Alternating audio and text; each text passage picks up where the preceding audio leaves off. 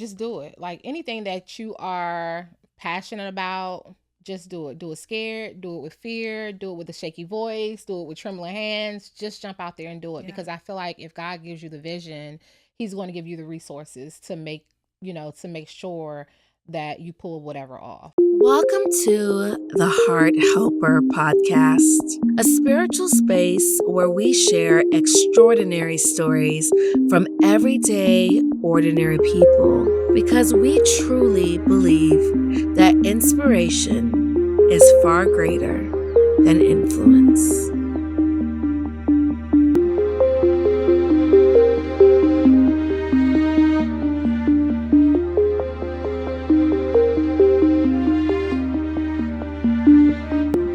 Hi, guys. Welcome to the Heart Helper Podcast. I am Jody Shannon. We are on episode 45. And as you guys know, we were voted the best mind, body, and soul podcast by the Urban Film Festival because we are soul food for the spirit being while on the human experience. And today I am super, super excited to have a phenomenal woman, a being of light. Not only is she stunning, but she really is a light. She is knowledgeable. She's resourceful. She is really a gift to the world because the gifts that God put in her, I literally see her putting that back out. And as I always talk about, we know that a lot of people don't put their gift back in the world. So women like NaTasha to me are very important. And I wanted to have her on the podcast because she's an inspiration. I want you to listen to this podcast, watch this podcast, hear her story, and know that everything that she's done, the things that she's doing, you could do it too.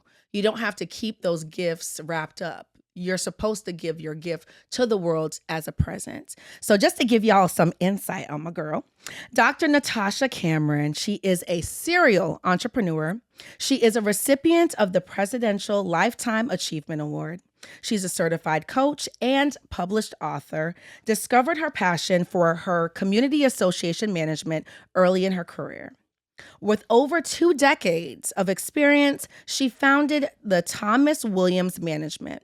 And this is the only African-American women-owned GDOT-certified community association management company serving condos, HOAs, commercial properties in Georgia, North Carolina, DC, Maryland, and Virginia. In addition to her community association management endeavors, NaTasha ventured into the beauty industry with AD Beauty and Hair, a beauty supply vending machine company. And through her nonprofit, Cameron's Angels, she fosters the growth and scalability of new and aspiring women entrepreneurs and provides resources and opportunities to families in marginalized areas. Like, you've done so much already. I could only imagine what you're going to do. So please welcome Dr. NaTasha Cameron to the Heart Helper Podcast. Thank you for being here. So many hats. So we got to get into that. Yes. I want to start with your community association management company, especially with it being the only African-American woman-owned GDOT-certified association management company. How did you get into that industry? Because I would have never thought, how do you, let me do this. So I actually went to school for criminal justice. My goal was really to be a youth probation officer because, again, I wanted to give back, right? And I was working at a school for children with behavioral issues and learning disabilities. And most of these kids had been in some type of camp, for something that they did wrong at some point in time. But every summer we would close. So I'm looking for a job because it was a school still. So during the summer, I'm just sitting out like, oh God, I got to get some bills paid. What I'm going to do? Need a job. Need a job. And so back then, Uber wasn't a thing. Yeah. So I just happened to send my resume out. And at the time, the biggest at the time, community association management company reached out and they offered me a position as like an administrative assistant. So I went in and I never looked back. I was lucky enough to meet a young lady who decided to take me under her wing and mentor me. Like, she saw something in me at the time that I didn't even see it myself because, I didn't know anything about community association management. I just needed a check. So that's what I was there for. But she saw something else in me and she was like, listen, I want to show you the ropes. I want to show you what classes to take so you can get your credentials, so you can, and then next thing you know, I went from administrative assistant to assistant property manager. Wow. To I was the property manager for one of Peterson Company's biggest projects, which is National Harbor. So, and that's in Fort Washington, Maryland. So I know you got into it. What made you want to stay in it? Like, you know what? I'm going to start my own company. Because, sometimes people see things in you and you'll be successful in that profession, but it's not like, hey, this is like the desires of my heart. What made you stay and then say, you know what? Let me start my own company in this industry. So initially, like I said, it was really just a paycheck. And so was the money good? Yeah, the money was good. Okay. The money love that for you. The money was good. I no longer had to have 2 jobs. So you quit the other job. So yeah. So okay. I didn't go back to the other job, but it still hadn't clicked in my mind that this was gonna be your thing. Yeah. It was just like, this good money. I'm able to start doing stuff outside of paying bills. And I had somebody that, I could kind of look up to, like, that was what I wanted to be as far as like in my professional career. Like, wow, people respect her when she walk in the room for meetings, and they go to her for information, and she's willing to share that information with me. And I'm like, okay, I can do this for a while. And I think the turning point was I just start seeing people leave the company because they weren't getting paid their value. And then I started looking, I'm like, dang, I'm kind of getting pennies too. I mean, I needed those pennies at first. Yeah. But you saw the opportunity, like, I could make more. Yeah. And so I'm like, I can make more, but honestly, I could do this for myself. And at the time it was like, for community association management, that is known to be like a middle-aged, white guy industry. Yeah. So I'm like, I ain't got no chance in this. I can't, I'm gonna just stay here. But then I just kind of was unsettled. I wasn't happy anymore. It wasn't like your spirit was like, no. Yeah, it was like something was just kind of like bothering me all the time. I was no longer happy. And I just feel like anytime you start going to a job and it really is like a job, you like, oh Lord, here I go, Don't let me get started. And so and so that was the turning point for me. I was just like, I'm not happy. I don't want to go back and deal with the kids anymore, because now I kind of see something different for my life. Moved past that. Yeah, I moved past that. I went to school for criminal justice, and that's where I was at, but I've moved past that. Like, I have other skill sets. I know different things, and I can do this with my eyes closed. Yeah. So I need to, profit off of this. How can I make this into something for my family, to create my own legacy and not have to like clock in for someone else, Yeah, and have someone else dictate how much you make. Absolutely. Yeah. Yeah. And how long have you been doing this now? Over 20 years? Yeah, I started this in this industry in 2000. Wow. Yeah. Wow. Yeah.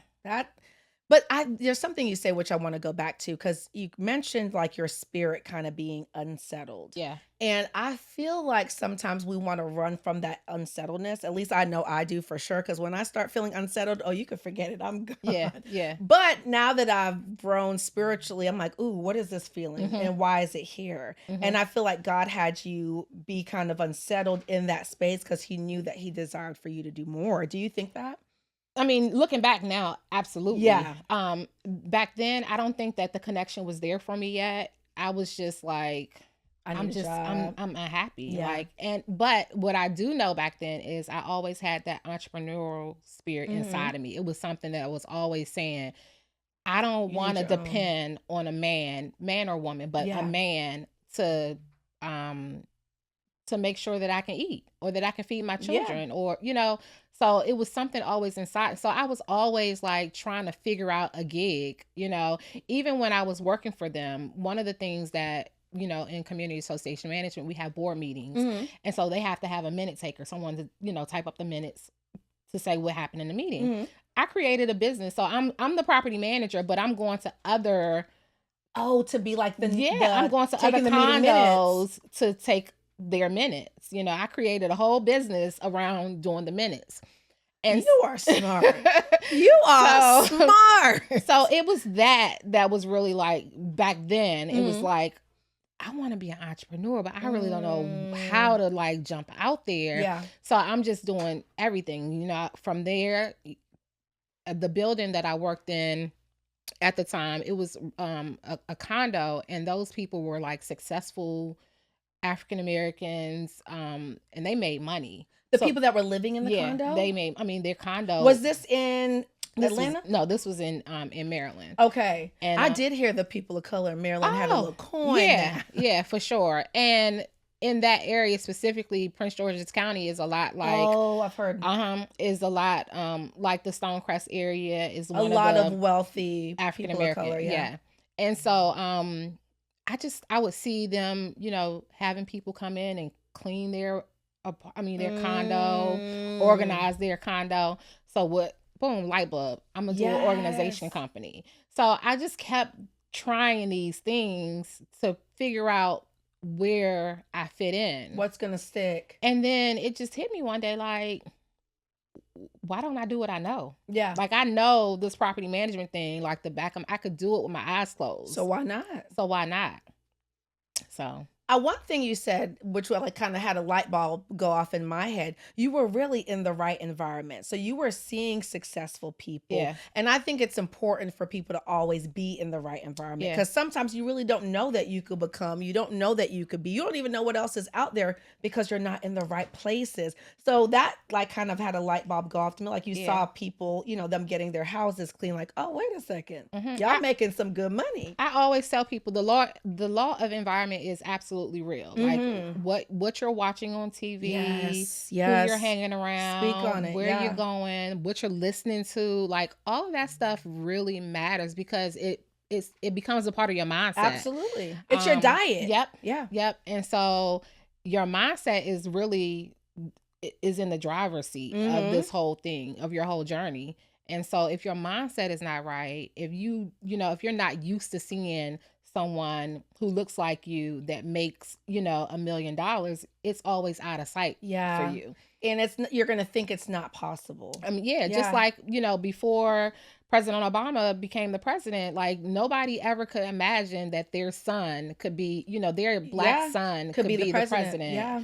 So it's the law of environment. If you haven't been exposed to it, then you just don't think that it's attainable. Absolutely. And I think that's really, really important. That's one thing I like to show my son. Like sometimes we'll ride in neighborhoods that are like multi-million-dollar homes. Absolutely. I'm like, well, what one would you get? Or we'll go to plays, we'll get super dressed up. Or even on Valentine's Day, I took him to this really nice steakhouse, let him try a ribeye and a filet. I'm like, well, which one do you like better? Why do you like it better? And I think exposure just shifts your perspective. Because if you've never seen it, sometimes you just don't think you're able. Yeah, it's like a fairy tale. It's not real if you've never seen it. Yeah. It's not real. But it's possible. Absolutely. One thing, you speaking on entrepreneurship, was anyone in your family an entrepreneur?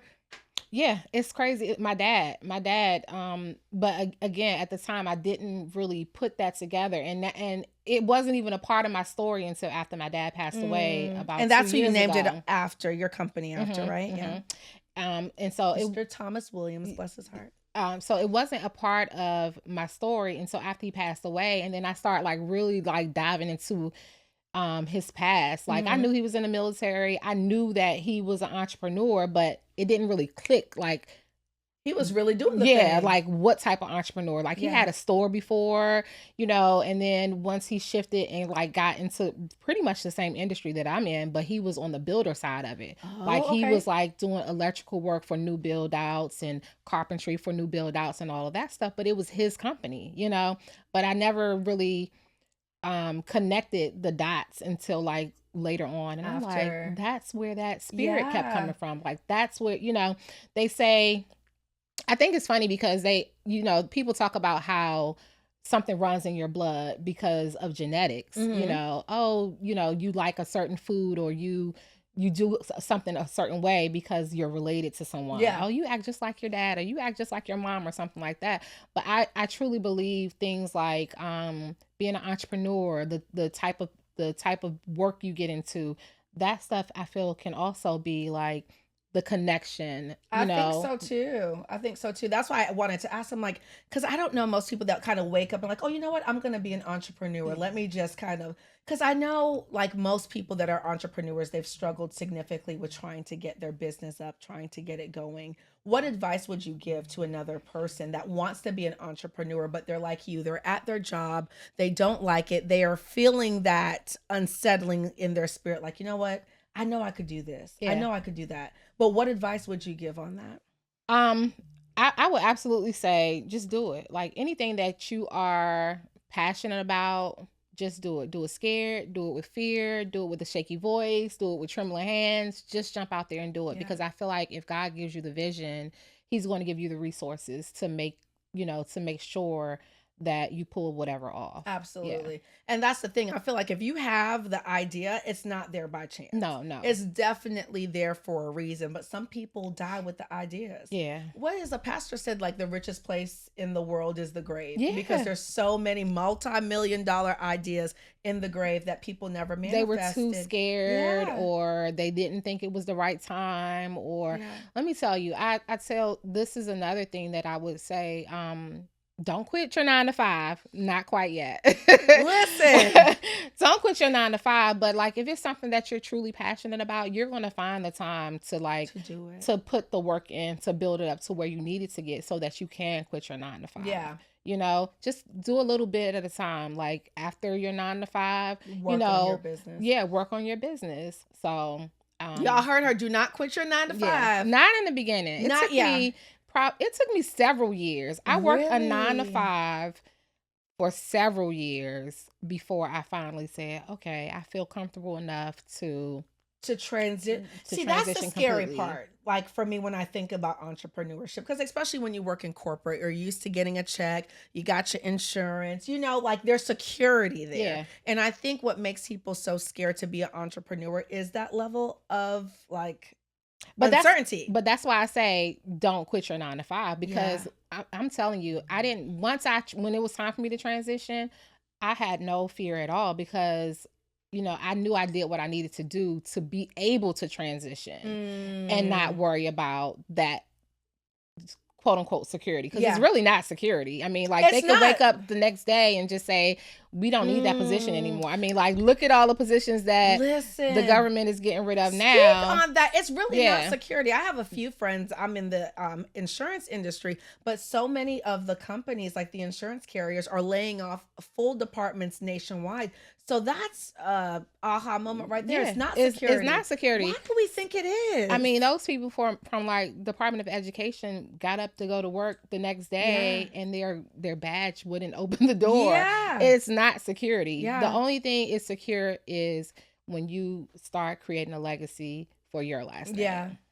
So, period. Yeah. That's so true. Did you have like a certain amount in your account and you were like, okay, I could do this now? It was a certain amount in my account, but it was also like the foundation of the business. Mm-hmm. Like I felt comfortable enough with the foundation of my business. It was stable, and it was to say, okay, I'm stable. I have like my back office running. I have, everything that I needed to ensure that it was good. And I think that's too, like, if you really want to be an entrepreneur, like you can't be, I don't want to use the word lazy, but you really have to be hungry. Yeah. Because when you get off that day job, you need to put your kids to sleep, open that laptop, write that book. Yeah. Or whatever it is, the marketing, like properly prepare everything for your business, because there's no other way that you're going to get from corporate life to entrepreneurship if you are tiptoeing around it. Absolutely. And it kind of has to be a full-time thing. It's like I'm getting off my 9 to 5 to go to my full-time, I'm starting my business mode. Yeah. I mean, it literally has to be. It can't be like, oh, I'm going to put a little bit of time in here, a little bit of time in there, because that kind of becomes like, oh, I'm just kind of doing a hustle. Yeah. Like if you're serious about the transition, if you're serious about it really, turn it into a business, then you have to put in that. You have to put in that work. You got to put in the work, Yeah, you have to put in that work. So as a serial entrepreneur, because I know you also were in the beauty industry, and I know at your event, you kind of mentioned, when you started that beauty, you had a storefront, correct? I had a storefront at first. And then COVID came about, right? Well, No, Was it it's COVID? crazy because COVID happened like the month that I opened the store. So when I opened the store, COVID happened. What made me close the doors was when my dad got sick and I had to become his caretaker, and I couldn't really juggle Thomas Williams Management and the store. Oh, so you and were my doing dad. both at the same time. Oh, mhm. you are really Yeah. an entrepreneur. Yeah. And so I had people working, but then, with the store, people are calling out, Yeah. so if someone calls out, I have to come in or I have to close the store for the day or something, because at this time, like, my focus had kind of shifted to my dad. Yeah, as it should. Could you talk about some of the challenges in entrepreneurships? Because I know, like, when I think about entrepreneurship, it's like, you know what? I'm going to do this. God gave me this idea and it's going to be gumdrops. I'm just going to, next month, I'm going to like hit my goals. And then sometimes when you don't, it's like, oh, well, maybe God didn't want me to do this. And sometimes that's not the case. Yeah, that's not the case. A lot of times that's not the case. Yeah. I think that being an entrepreneur, you're gonna come with all types of challenges, from staffing to funding, to support. Even down to the point where if you do have people that are working for you, like maybe they're not the right people. Yeah. So you gonna run into all types of roadblocks that may deter you to say, maybe this is not it. But I challenge you to kind of like just shift your mind. Not only shift your mindset, but pivot to say, okay, this didn't work, but let me try this. Yeah. Because I see it like this. If you're working for someone else, you're going to figure it out until you get your job done. So why wouldn't you put that type of effort into your own business? Yeah. Because it's so easy to quit. Sometimes you get kind of discouraged, and Yeah. God's not telling you like, hey, you're in the right game, Yeah. but you need to change the play. Absolutely. And I have to remind myself of that sometimes. It's like, okay, are you going to be consistent, or are you just going to quit? Yeah. Because you never know how close you are. You never Yeah. know how close you are. How has your faith played like a pivotal role in your entrepreneur journey? Because we know it could be trying sometimes. So, honestly, faith has to be the foundation of anything that you do, right? But it does get a little tricky. It's hard sometimes. But if you don't have faith, then it makes it easy to say, I'm gonna walk away from this. Yeah. It makes it easy to become a quitter. It absolutely does. So I always just kind of, I'm a half full versus half empty type of person anyway. And if I didn't have faith, I don't know where I would be at today. So absolutely. Yeah. Because you're gonna go through things. Even I've seen in the news recently, Pinky from Slutty Vegan talked about how she had to buy her business back. Just imagine if she didn't have the perspective to fight for her business and fight for something and just she say, created. I quit. Yeah. Because most people would have threw in the towel, like, you know what, I'm gonna just be done with it. It's gone. So I give up. No. Yeah. And I think someone like her too, she always talks a lot about having faith. Like, nope. All right, now we're just going to have to do Slutty Vegan 2.0. Yeah. How are you going to pivot? It's the pivot. It's the pivot. Absolutely. I think every single time you got to be able to have a perspective that makes you pivot. Because at work, if you change departments, they're going to be like, oh no, well now we're doing it this way. Yeah. Or if if you come on to if a job hires you to handle one thing, and then today they decide that they need you to do something else, because when I haven't been working for someone in a very long time. How long has it been?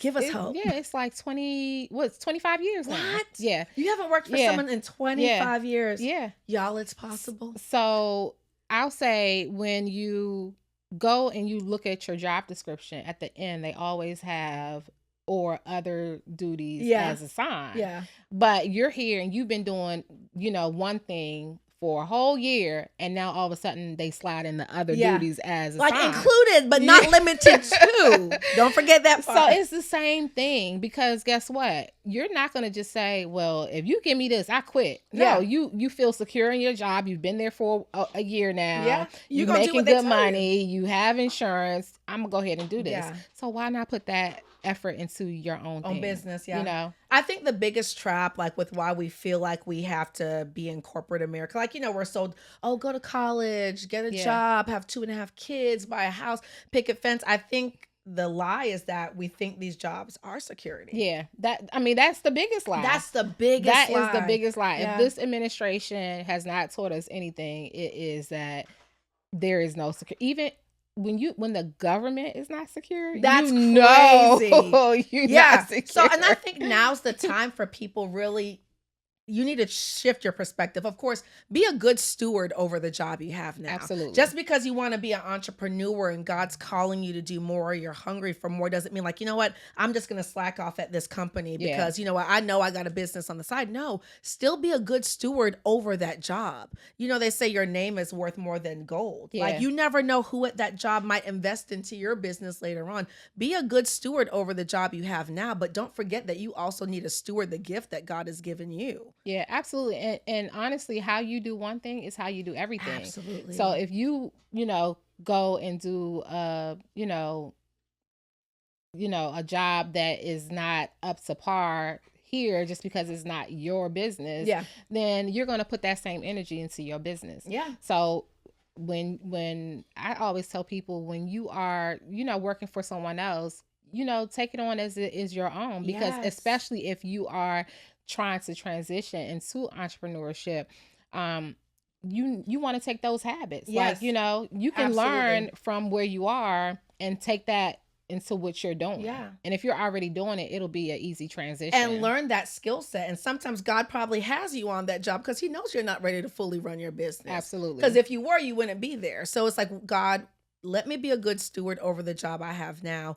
What do I need to learn while I'm in this space? Absolutely. And how because God's literally preparing us for every step of our life. We just don't know it. Yeah, it's already written. It's already written. Yeah. God's just literally ordaining every single piece of our Absolutely. puzzle. And I love that for us. Thank you. You mentioned the lady that was your mentor. And one thing that you said that I love is that, she had knowledge. Yeah. And she wasn't afraid to share it. Yeah. And, a lot of times people talk about our community like, oh, it's crabs in a bucket. No one wants to see anyone be successful. Some people are like that, but I don't take on that perspective, because if I take on that perspective, then that's the only type of people that I'll attract. Absolutely. But I literally believe like, oh no, people always want to help me. Yeah. Money loves me. Yeah. Yeah. And I just feel like opportunities always find and follow the person with a positive perspective. With that person being your mentor, is that what inspired you to start Cameron's Angels? Because I know you also kind of mentor women entrepreneurs. So it's funny that you said that, because honestly, that could be a connection. But at the time when I started Cameron's Angels in 2012, it was really just about me giving back. I didn't even know the purpose of Cameron's Angels until I opened the beauty supply store in 2018. Can you tell that story? Because I know it. I want y'all to hear it. So when I first started Cameron's Angels in 2012, I was just doing book bag drives, like trying to feed the homeless, just something, because I'm like, okay, God is blessing me. I want to be a blessing, just like community events. Yeah, and just community engagement. And I'll even say that I got that came from my grandmother. That came from my grandmother, my aunt. I always saw my grandmother giving back, doing what she was supposed to do. So when we talk about things running in your family, I was just about to say that goes back to what it goes back to that. Yeah. And again, not until later does it click to me, like, where did I even pick that up from? Why do I want to be in a community? Why do I want to be helping? But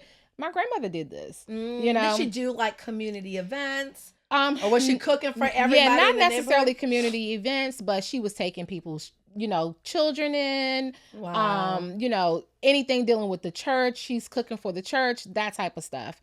And the same thing with my aunt, her daughter. She did the same thing. We lived. They lived in a I want to say like a housing development or whatever. So it was low income, and some of the kids didn't have food. They knew they can go to Miss Bynum's house and eat, get food. That type of stuff.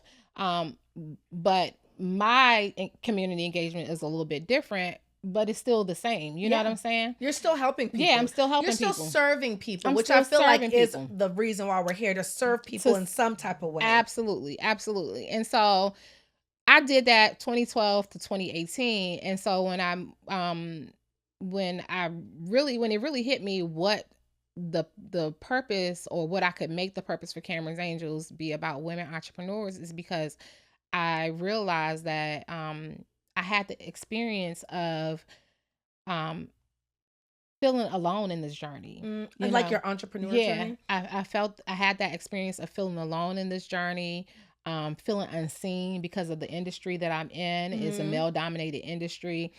And I'm like, I can help these women. We can help each other. Yeah. Like, I've been doing business. I know the stuff. So like, let's create a sisterhood. And that's where I get the gift of sisterhood from, Yeah. because it's the gift. Like, our sisterhood is a gift. Yeah, absolutely. And so, yeah, I hear the feedback like, oh, it's Mean Girl brunches, or, Yes, this I've is a heard that. cliche, They people say are, woman empowerment, yeah, but it's really but gossip and all yeah, type. yeah. But I don't let that like deter me, because I know what the vision is. I know what God put on my heart. And so I just keep pushing and That's doing it. what I know that Cameron's Angels is here to do. Yeah. Like, anybody who knows me, anybody who's been connected to me will always be able to say, hey, I learned something from her. She connected me with someone who became a client. Yes. Or, like, and that's what it's about.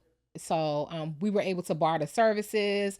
Like, they will always be able to say that about me and Cameron's Angels. I could see that even at your event. Was it your annual? Because you do Yes, it every year, yes, right? the Her Story. Even at your Her Story annual event, even at that event, one thing I loved and like admired about you is that you were so open to give people their flowers. Yeah. And I know in this generation, everyone's like, me, this is my title, this is what I do, follow me. Yeah. And no one ever wants to say, like, you know what, dang, you're doing a good job. Yeah. Like, I see what you're doing. And like one of the ladies that I think she might have had a daycare, she had some type of service, or was it lawn care? Gosh, there were trying to so many remember. different women, but you are like, or maybe it was the event planning business, and you're like, you literally show up all the time, like, don't complain, like, you're always hard Oh, working. Miss Felita, that was, but no, she's an attorney actually. So she's on the board. Mhm. Oh What? no, It was no. You're not talking about Miss Felita. You're talking about Christina. She has a Pamper You Pretty. It's like it's an event type of business for young girls. Yes. But she's like everywhere. And that's what you were saying. And when you like spoke it to her, like, man, I see what you're doing. You're always showing up. You're working hard. Like when she got up to get the award and she was crying. Yeah. That just made, I was like, yeah, because I mean, and that's the thing. I want her to know that I see her. You know, she's out here putting in the work, trying to create a legacy for her and her son, and I see you. Yeah. You know, and sometimes that's all you need to hear.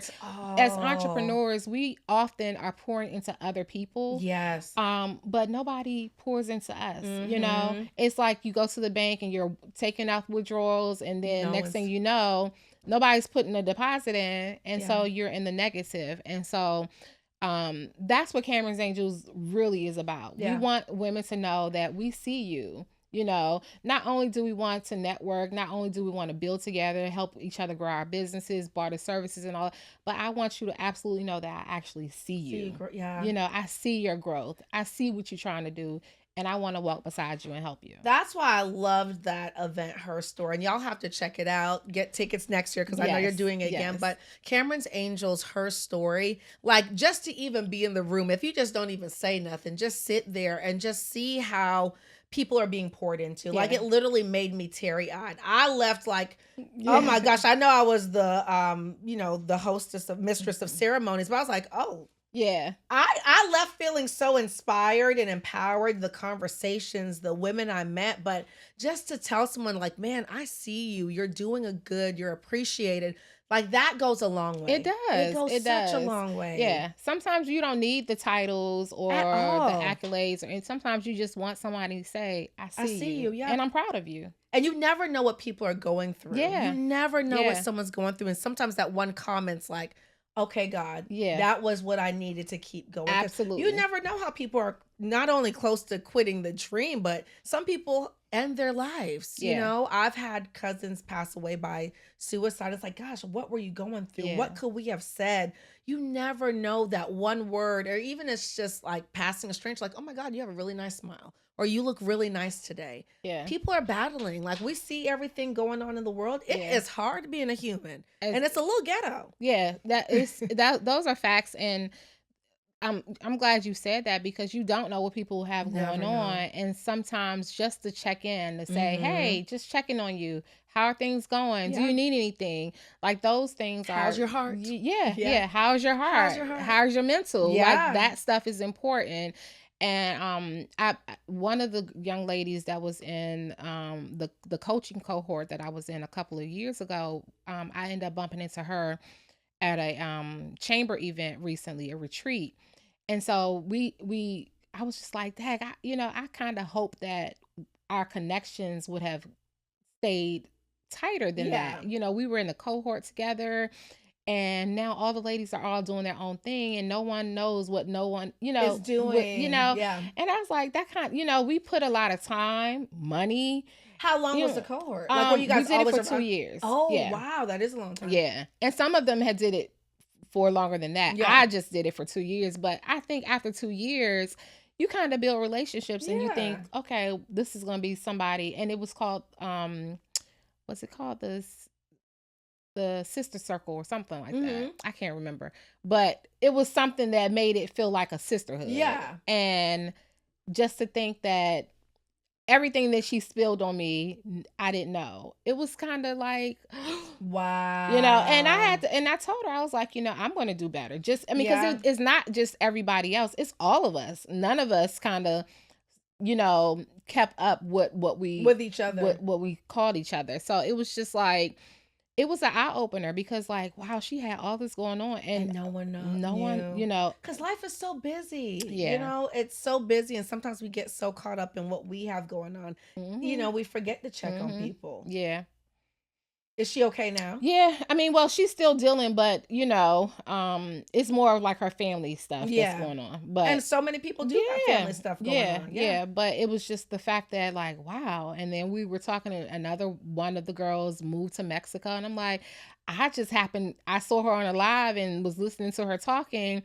And during the conversation, she told somebody she moved to Mexico. Like, how do we not know that about each other? We need to have a call. Right. And it's just life. And I think we all do it in friendships. It's like, hey, dang, let's go to dinner because I ain't seen you in a minute. And sometimes we have to make the effort, because it can get so busy. But we can't forget that we still need people to bring us back together. And we still need people to be able to survive, because it's hard. Yeah, that's true. Hard. Why do you think, why to you is sisterhood so important? Because I know you speak a lot about sisterhood and giving people their flowers. Yeah. And the last guest that was on, Ayana, is one of your good friends. And I love that you guys have a beautiful relationship. Yeah. Why is sisterhood important? Because we get each other, and a lot of times I'm looking at you, and you're going through some of the same things that I'm going through, but we have this wall up when we could kind of be each other's shoulders to lean on. And so I think that sisterhood is one of the most important things to have. You can't lose sight of that. We get each other like no one else can get. Like, what do they say? Men are from Mars, women are from Venus. It's true. Yeah.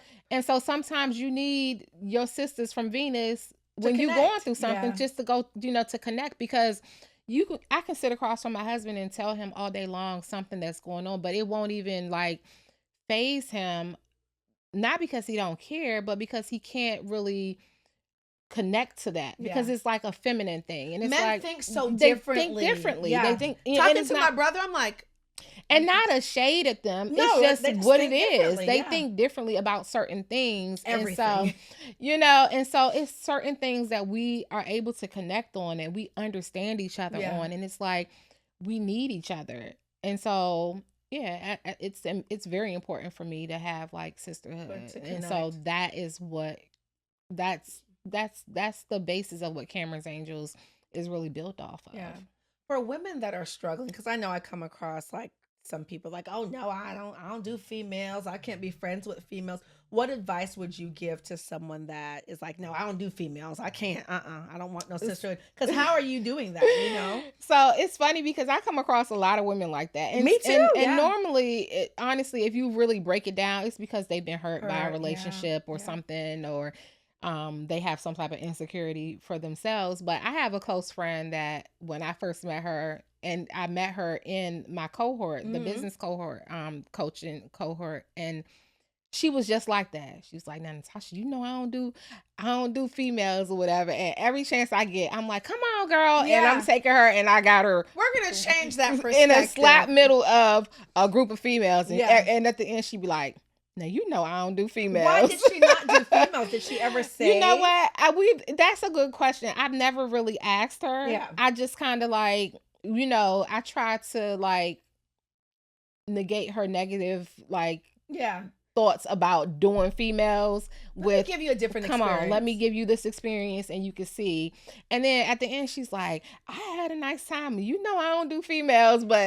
And so over time, like she doesn't even say that much anymore when we're together, because she already know Cameron's Angels is coming with me. I'm a vibe. And your heart is safe here.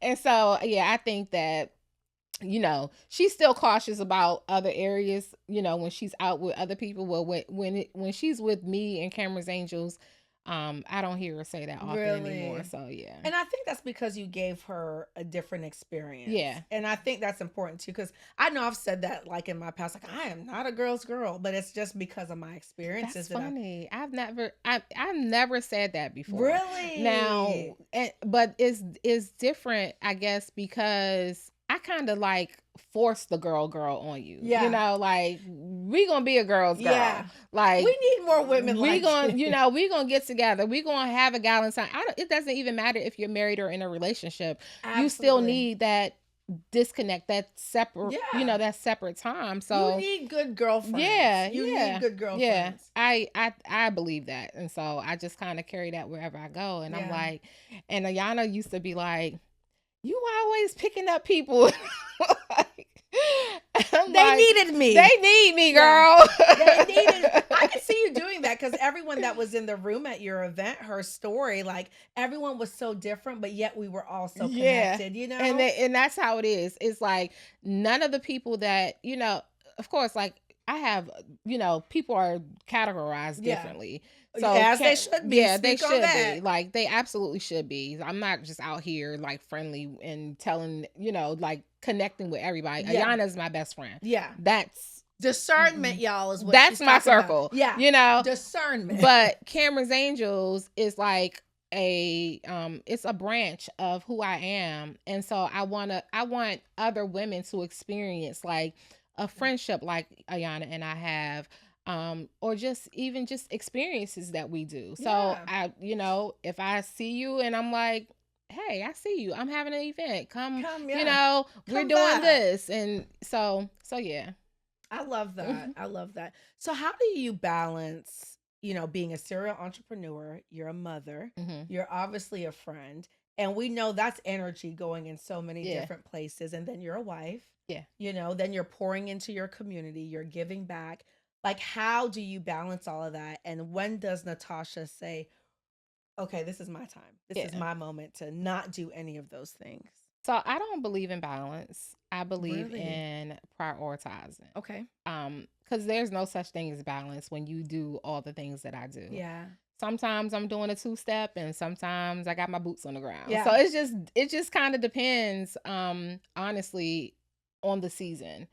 I think priorities change every season. That's true. And so whatever the season is and what is a priority for me is kind of how I handle things.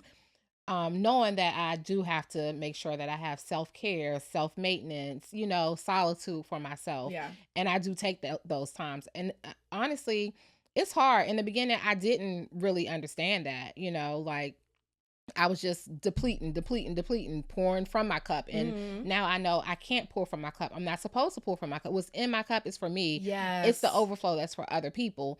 And so, I love that you said that. Yeah, I just, like I said, I don't think that there's necessarily a balance. It has to be a priority.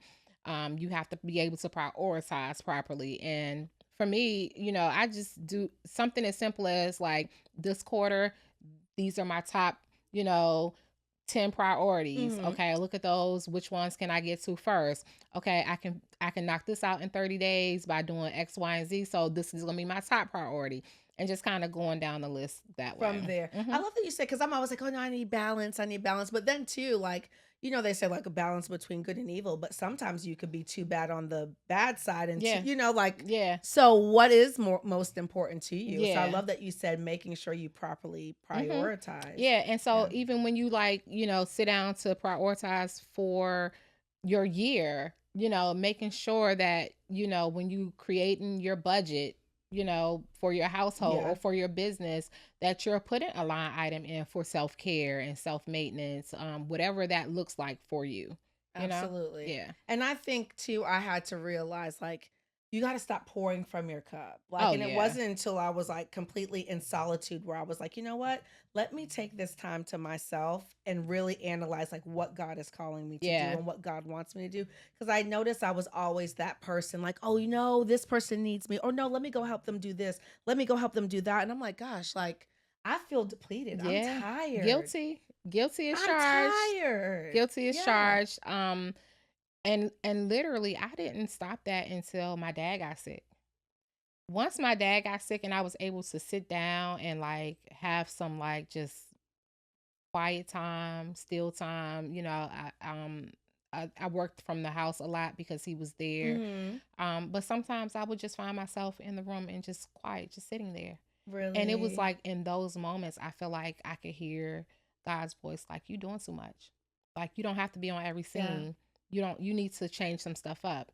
You need to rest. Yeah, you need to rest. You don't have to be at that meeting, so it was between that and then when I started back really going to meetings, I'm like, I'm looking around the room and I'm like, this room is not for me. Every room is not for you. Every networking event is not for you. Why did you say it wasn't for you? Because I think about your return on investment. Everything that I do, I think about my return on investment, and not just necessarily monetary, but it could be a relationship or knowledge. Like if I'm in this room and I look around and I can't learn anything from anyone, I can't make a client out of anyone, or I don't see a relationship going past that day, then why am I in that Why room? am I here? Yeah. You're just here now just to like to say you came to something that you networked for the week and you didn't really network because you're in a room that is not going to give you a return on your investment, which is your time. Yeah. And they always say time is money, but time is actually more valuable than money because you can't get time back. No. You could always make more money, but you could never buy more time. No, absolutely. Time is way more valuable than money. I will spend money for freedom any day. Any day. Any day. It's just I will spend money for freedom. Yeah. Ooh, any day. That's powerful. Could you elaborate on that? So, I mean, just like if you think about it in your business, I have a lot of like tedious work in my business that I have to do in order to make the ship run. It has to be done regardless, whether it's like updating someone's address or changing their last name or changing their telephone number. Like somebody has to do it. Yeah. Sending a violation letter out. Somebody has to do it. I don't have time to do that because I'm busy growing the business. So I would rather pay someone to do that than for me to be sitting here like, okay, I have to focus on this, so I can't go out here and meet somebody to actually get a new client and grow my business. When you could just outsource that. Yeah. I love that you said that.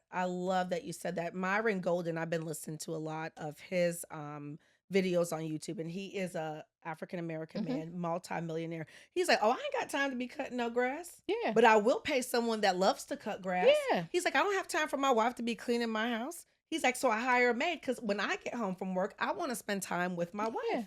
Same. And he's like, money gives you freedom. Yeah, absolutely. Yeah. I truly believe money that. Gives you freedom. The same thing. Like I don't have time to go home and clean my home, the way that I know that it needs to be cleaned because I'm out here working all day. I have a 9-year-old. I need to be able to spend time with her. Absolutely. So guess what?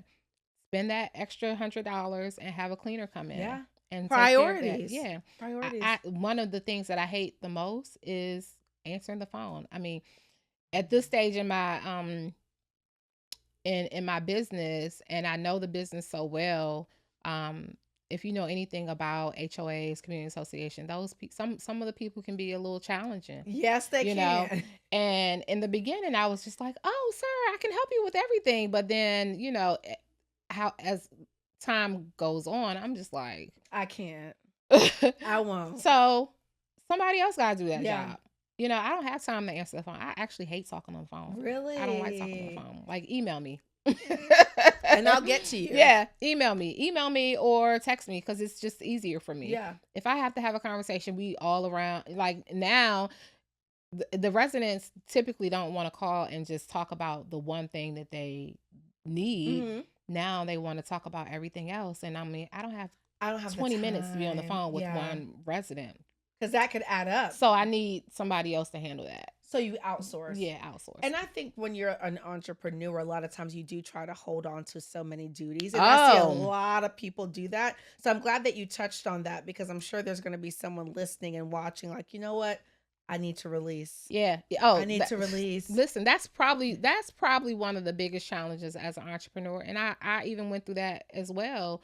But it's a mindset thing. You have to train your mind to know that your business will be okay in that area without you having your hands on it. If you have hired, or if you have a team that you trust and believe in, let them do what you pay them to do.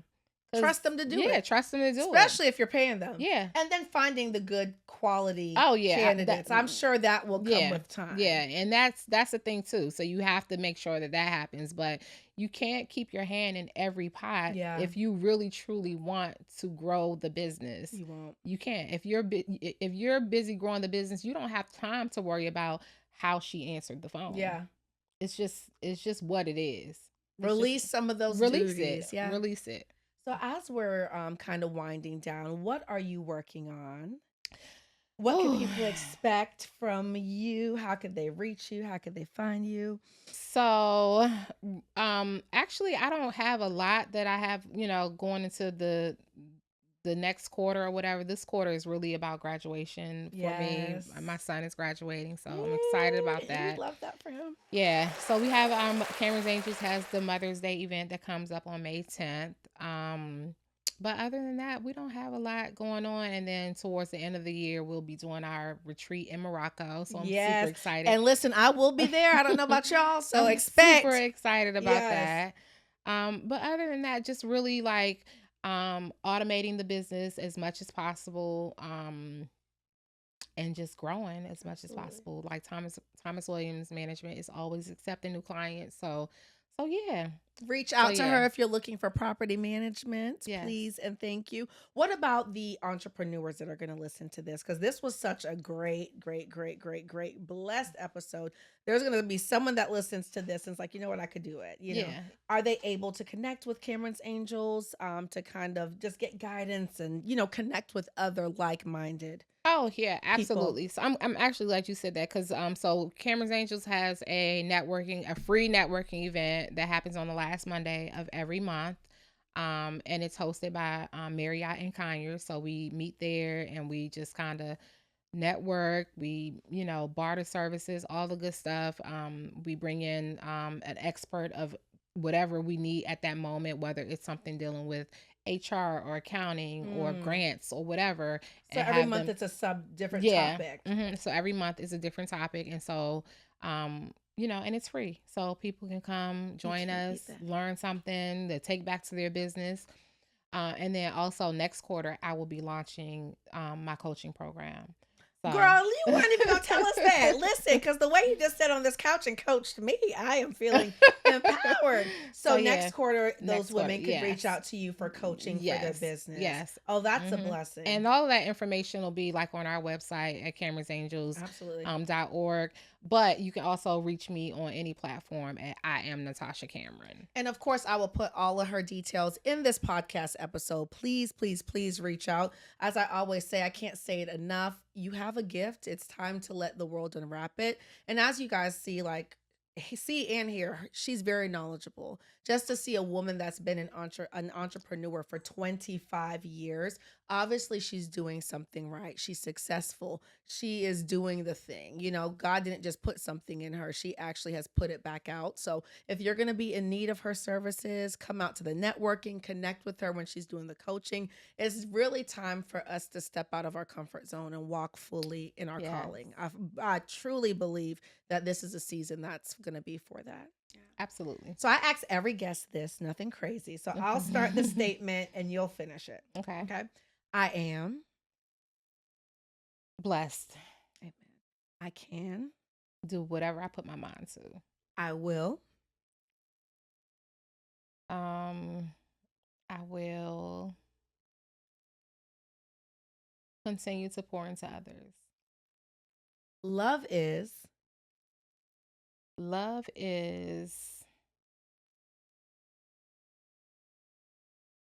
It's not in a box.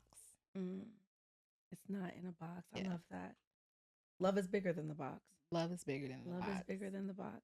And last but certainly not least, God is. God is me. He is in me. Absolutely. So, yeah. And it shows. Yeah. It definitely shows. So many blessings to everything that you got going on. Thank you for taking the time to be a guest. Thank you. I appreciate you. I'm rooting for you. Thank you for pouring into me in this little amount of time that we've known each other, but I'm thankful for you. Amen. Thankful for you. All right, guys, this has been the Heart Helper Podcast. Be sure to visit our website, thehearthelper.com. Follow us on social media at the Heart Helper Podcast. I hope you guys have a blessed week. Please keep God first. Keep light in your heart. Keep peace in your mind. It's not easy being a human, but we're here to help you get through this experience. We're all going to walk each other back home to the light. I love you guys. Until next time, see you later.